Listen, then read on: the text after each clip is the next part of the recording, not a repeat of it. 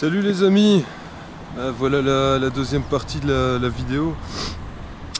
Pour ceux qui ont suivi, en fait, ici on se trouve à l'opposé de la vidéo précédente, toujours le long de l'Escaut, et ici on est au pont des Trous.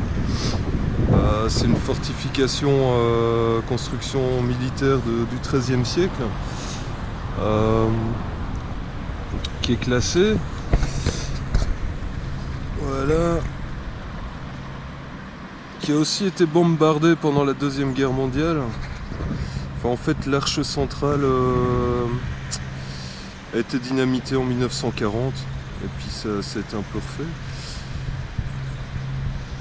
Et bah tiens, voilà, pour l'ami Alixator qui aime bien les péniches, il y en a une qui arrive. Enfin bon, voilà, je vais un peu faire le tour du pont, et c'est surtout parce que le thème de la vidéo sera un petit peu ce qui concerne la destruction du patrimoine culturel et d'architecture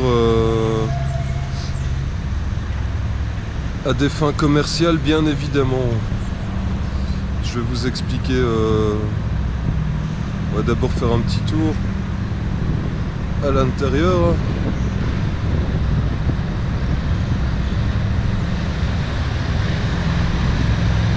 Ça, c'est de la machine.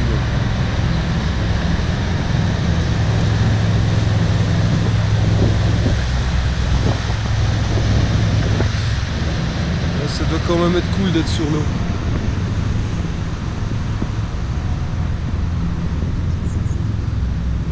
Voilà. Ici, c'est ce qui reste.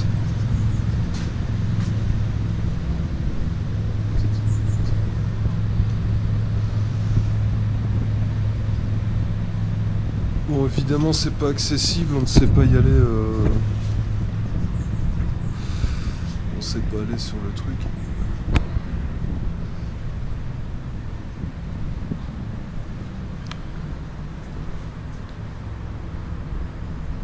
Non, en fait, si je vous montre ça, c'est que vous en profitiez un petit peu, parce que les autorités locales ont décidé il y a quelques temps, eh ben, tout simplement de détruire le truc, quoi.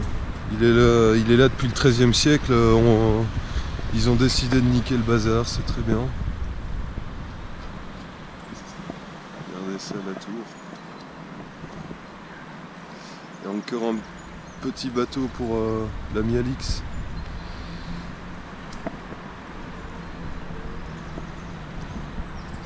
Ouais, en fait, ce qui se passe, c'est que bah, ils ont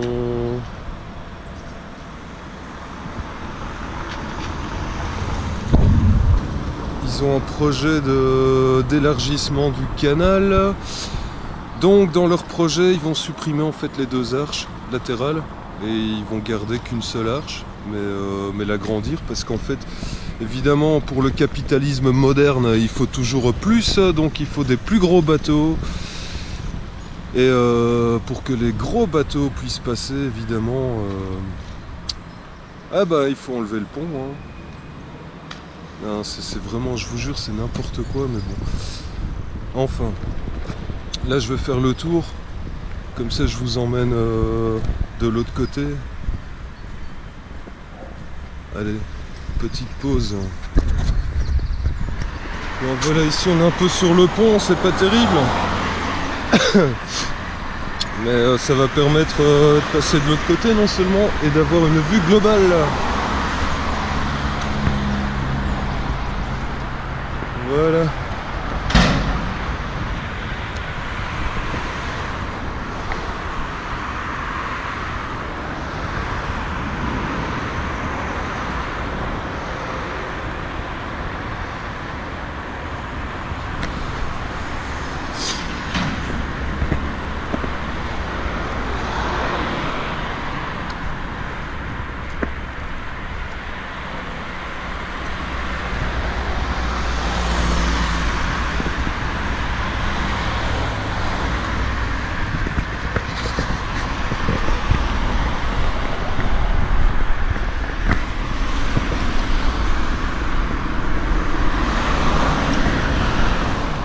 côté.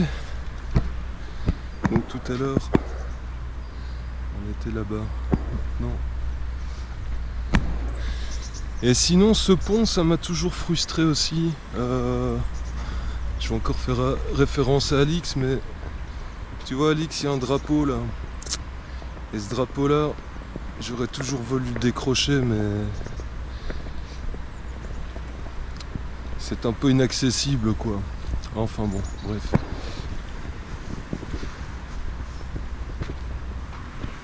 Ah bah ici...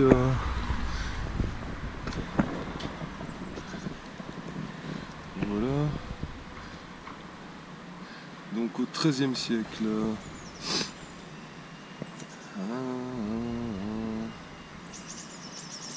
Ceux qui veulent lire, vous faites pause. Et puis voilà maintenant. D'ailleurs on voit ici, ça c'est ça doit être une photo de 1940 après le dynamitage de l'arche centrale. Vous voyez. Et c'est un peu le symbole de la ville, quoi. Donc c'est ça qui est dommage. On va encore foutre ça en l'air. Je vais faire le tour par ici.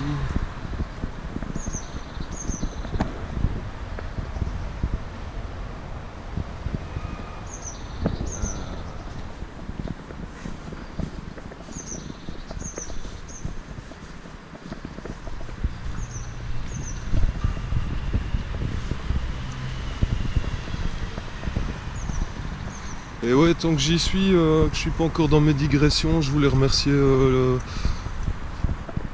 les gens qui me suivent un peu, à qui la première vidéo a plu.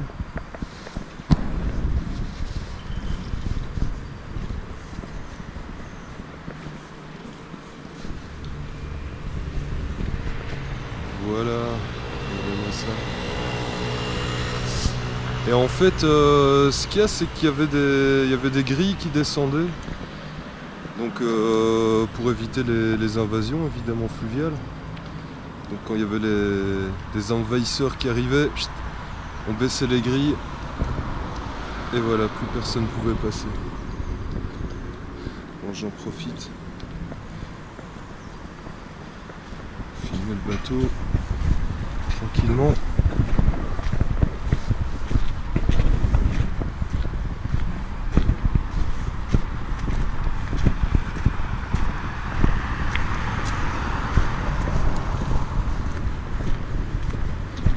Je cherche des céréales en fait.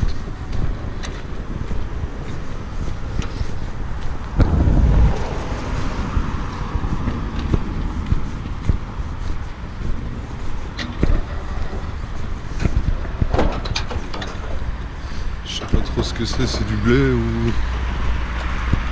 Hop là. Bon ben on va continuer la balade. Je vais en profiter, il y a juste encore un autre endroit.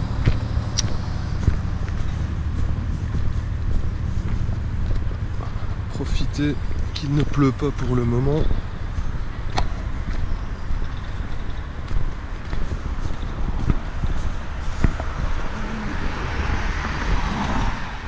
Voilà, donc je reprends ici, c'est un peu plus calme.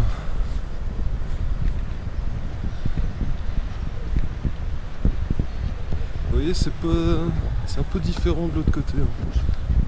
Il y a moins de nature sauvage.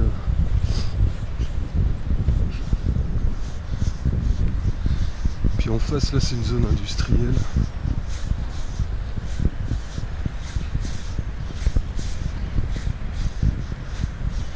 Et ici, en fait, je vous emmène donc toujours le long de l'Escaut, on va aller jusqu'à l'Écluse. Et voilà, c'est pareil, hein, ça fait 1 an qu'ils sont en travaux là-bas.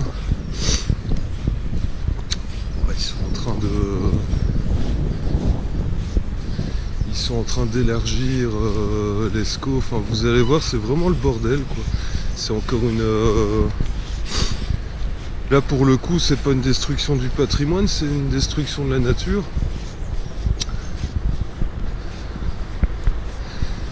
Et vu que de l'autre côté il y a déjà un centre commercial, bon, où il y a des magasins style Carrefour et compagnie, quoi, McDo, toutes ces saloperies. Là ils agrandissent, donc ce qui fait que la zone qui est en face, qui était très naturelle,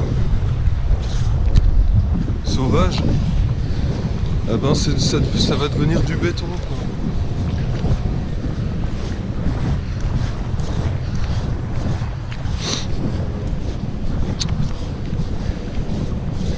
Et vu que la région est souvent soumise chaque année presque à des inondations, c'est vrai que franchement bétonner c'est ce qu'il y a de mieux pour lutter contre les inondations. On sait très bien que s'il y a des endroits qui sont soumis à inondation, c'est parce qu'en fait le béton, toute zone bétonnée évidemment empêche l'eau de pénétrer le sol, donc ce qui fait que ça ruisselle. Et puis bon, ben voilà, on s'étonne qu'on a des inondations. Classique. Bon. Et je vais arrêter de filmer, il y a quelqu'un, par contre il y a des canards. Ils sont planqués ici les amis.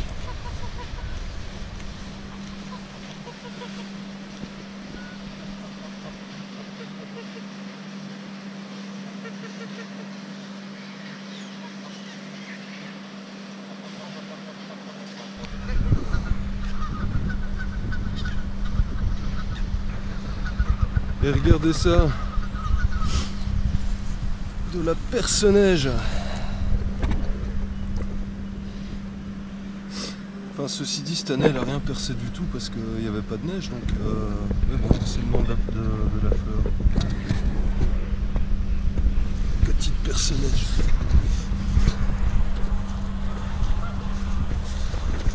Allez, on y est presque.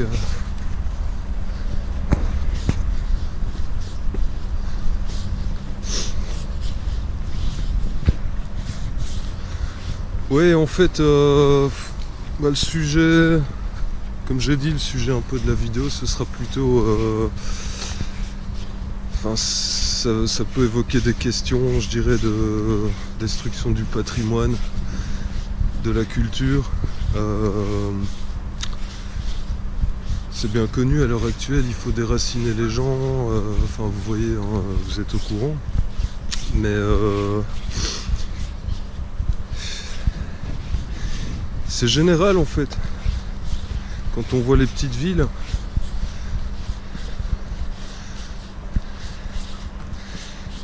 il suffit de voir le centre-ville, en tout cas tourner les commerces au centre-ville, c'est catastrophique depuis plusieurs années. Évidemment, les gens désertent le centre-ville pour aller en périphérie où se situent les supermarchés. Donc, qui dit supermarché dit évidemment multinational. En fait, c'est un peu comme aux États-Unis, quoi. Donc tous les centres commerciaux, bon en France aussi, hein, vous connaissez ça, les centres commerciaux qui se situent en dehors des villes. Petit à petit, les commerces dans le centre-ville ferment les uns après les autres.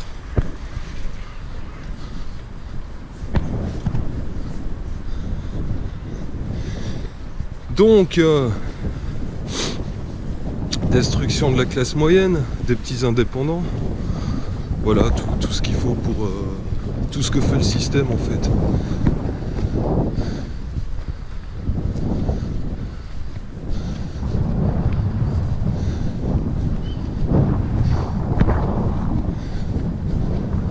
Et encore une fois, ça nous mène à... Quand on réfléchit un peu la cause des causes, c'est le pognon, quoi. Toujours vouloir plus, gagner plus, enrichir plus les actionnaires, au détriment de la vraie économie, des vrais gens. Donc, appauvrissement général. bon, ici on arrive à l'écluse. Enfin, si j'évoque un peu ces questions, c'est parce que j'ai moi-même été indépendant, donc ce sont des questions qui me sont proches. Je suis moi-même fils d'indépendant aussi, donc ça devient dur.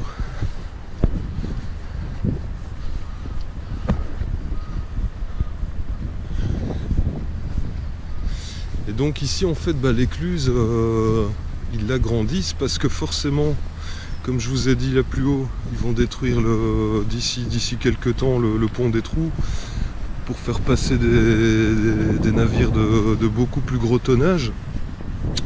Et donc forcément faut qu'ils passent le canal quoi. Donc je suppose que c'est pour ça.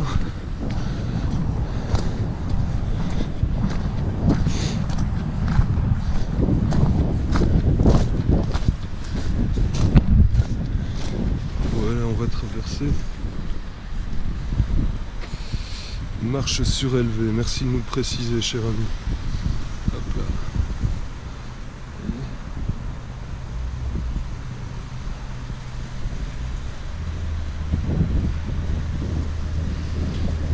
Pour le moment c'est vide.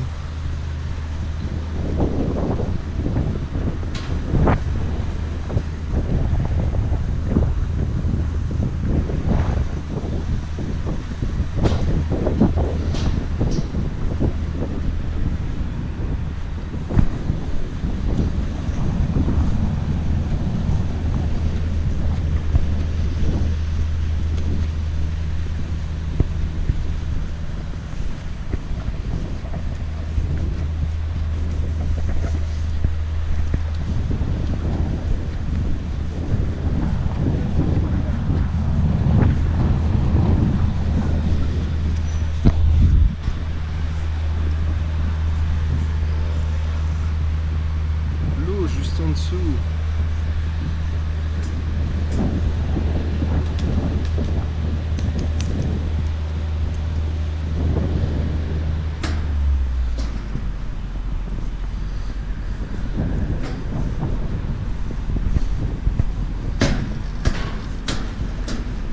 Bon, on va faire le tour.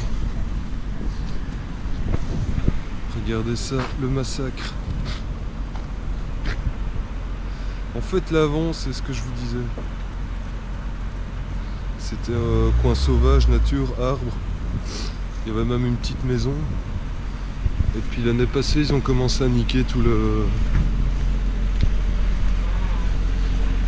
chemin de halage et ce qui s'y rapporte. Et ici, on arrive à ce qu'ils ont construit il y a quelques mois.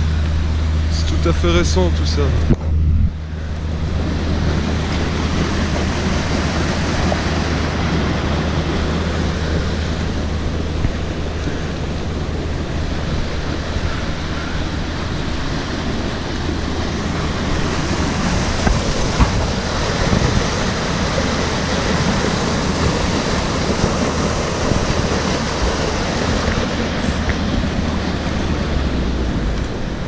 Vous voyez comment c'est gigantesque.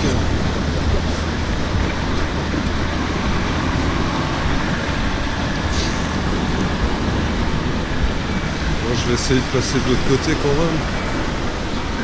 Là, c'est bon, ici.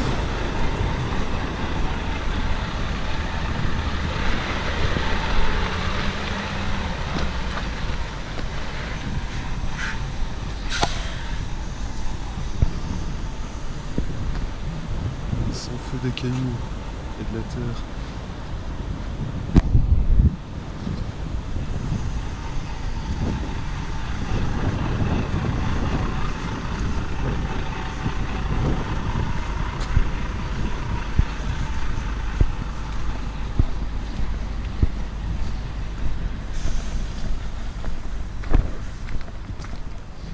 Et voilà,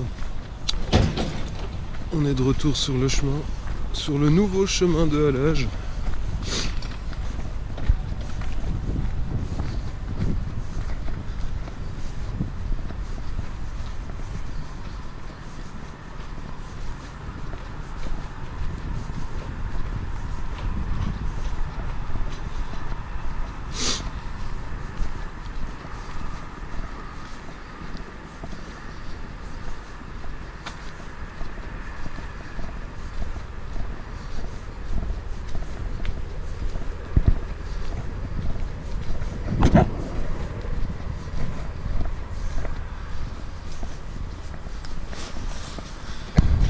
Voilà donc encore un bel exemple de grignotage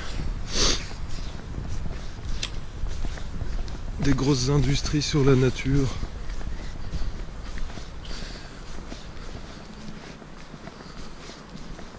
En même temps, c'est bien beau, enfin d'un côté c'est pas mal de faire du transport fluvial évidemment.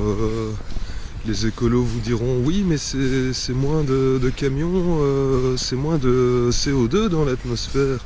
Ah, ah, ah. Cela dit, il n'y a pas d'étude d'impact de pollution qui a été faite au niveau des péniches. Voilà, enfin, qui dit plus de trafic fluvial, qui dit plus gros bateaux, dit forcément plus de consommation. Et tous ces bateaux qui passent dans la ville, ça va contribuer à ce qu'on respire un air un peu plus pollué encore, mais c'est pas grave. Ces gens-là ne pensent pas à tout.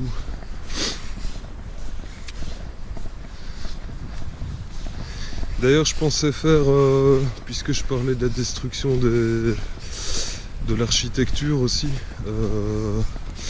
refaire une petite vidéo, mais cette fois-ci, on ne sera pas le long de l'Escaut, ce sera plutôt le centre-ville. Mais bon, comme je dis, c'est un peu général. Hein, j'ai eu l'occasion de voyager un petit peu en France ces 2-3 dernières années. Dans les villes moyennes, c'est le même plan. Pierre Jovanovic en parle depuis 2008. Et les événements ne font que lui donner raison à ce niveau-là. En tout cas sur ce point. Voilà. Donc avant ça c'était le vrai chemin de halage. Et ils ont agrandi.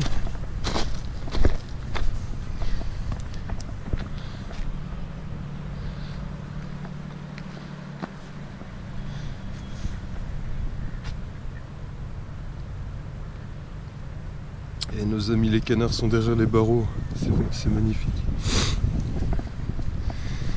Voilà donc, ici on repart en direction du pont des Trous. Ben, on est plus ou moins à, je dirais 2 km, même pas à tout casser quoi, 1,5 km. Et donc la zone industrielle se trouve ici derrière.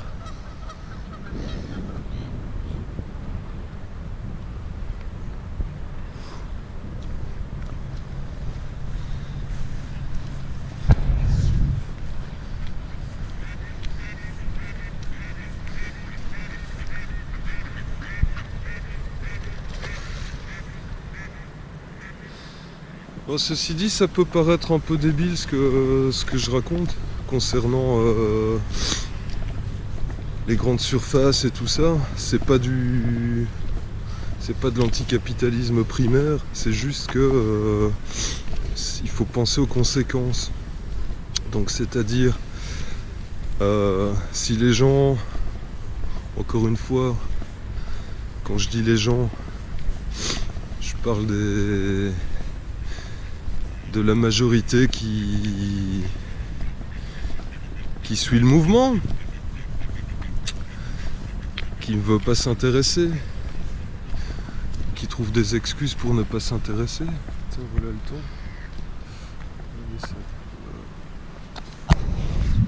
Et hop, je vais me faire attaquer.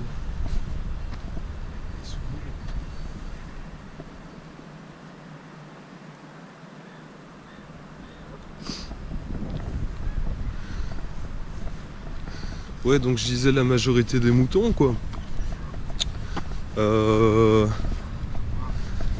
Il faudrait, enfin moi c'est le seul moyen que je vois pour s'en sortir, c'est vraiment donc acheter local pour faire revivre les petits commerçants, pour pouvoir contrer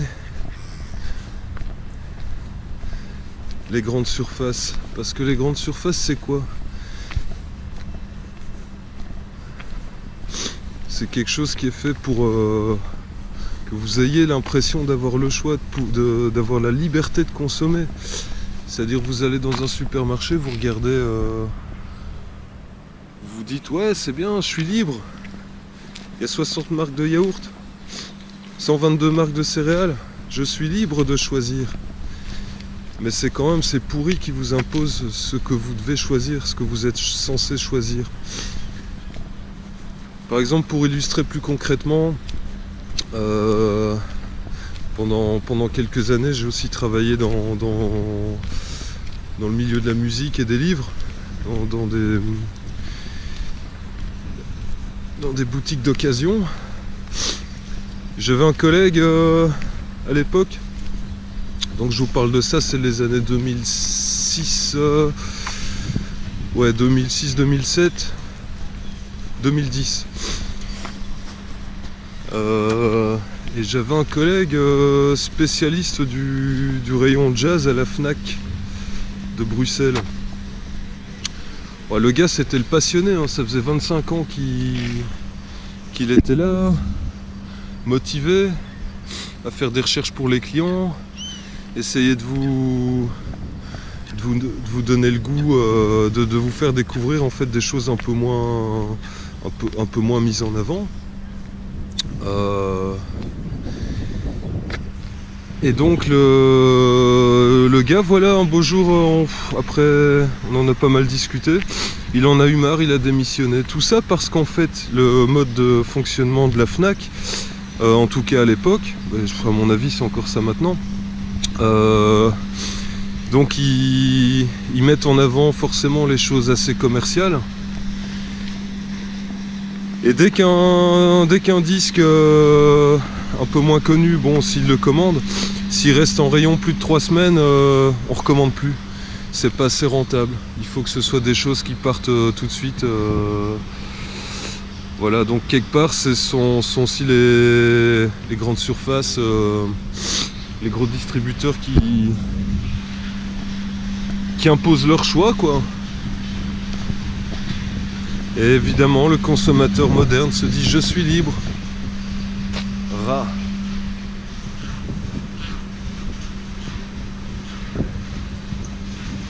Ah, tu vois, Alix, t'es gâté aujourd'hui, niveau péniche.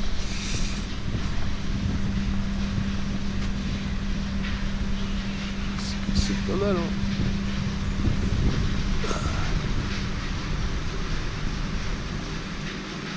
Impressionnant, quoi.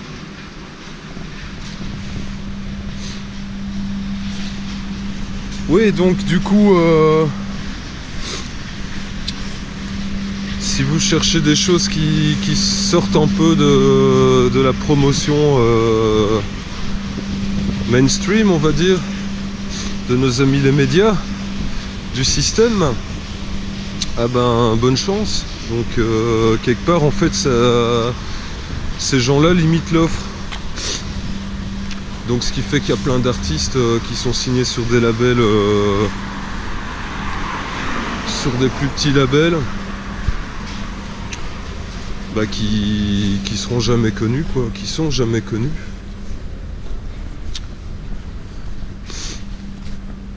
Parce qu'évidemment, ça ne se vend pas comme des petits pains. Mais en même temps, si on ne sait pas que ça existe, on peut pas se dire tiens putain c'est bien donc je l'achète, quoi. Donc, faut vraiment que les gens fassent leurs recherches. Enfin en tout cas pour les gens qui apprécient la musique.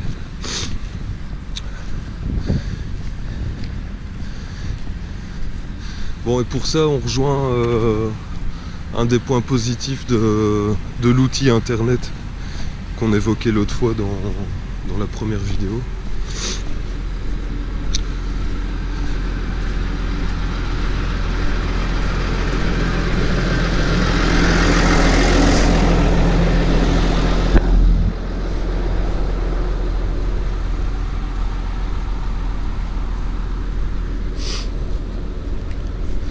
Bon, ici voilà, on est du côté zone industrielle, c'est vachement moins intéressant. Donc je vais peut-être pas filmer tout le long.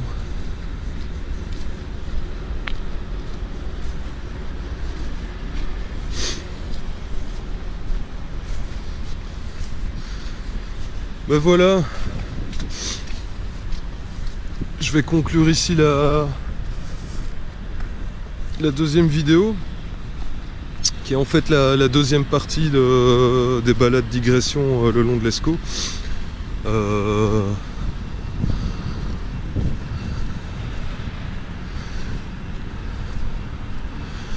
Il y en aura sûrement d'autres.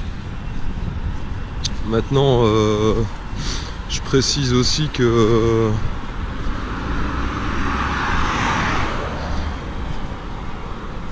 ces vidéos sont faites à l'arrache.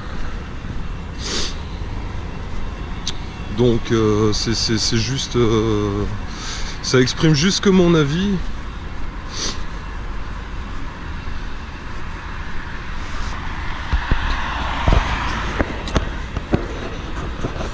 Mon petit avis de petit belge.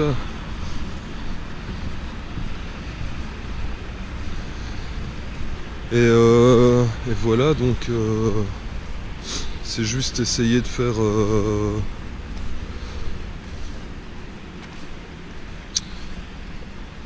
essayer de prendre conscience de certains points sur lesquels le système nous manipule.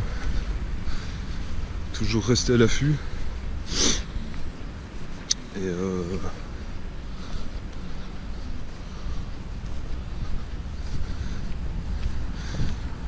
Et disons que si ces gens-là ont l'impression d'avoir gagné, ils n'ont pas encore gagné.